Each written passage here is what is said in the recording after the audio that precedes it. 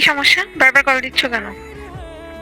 মানে আমি তোমাকে কল দিলে তোমার পৃথিবীতে তৃতীয় বিশ্বযুদ্ধ লেগে যায়, তাই তো? অন্যদের বেলায় না।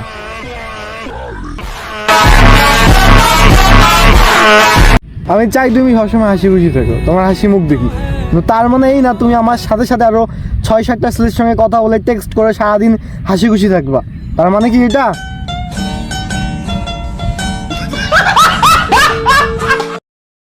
তোমাকে শাড়ি দিয়েছি আমি, কিন্তু আমি যখনই বলি একটু শাড়ি পরে আসো, তোমার মুড নেই, তুমি শাড়ি পরতে পারবে না এখন।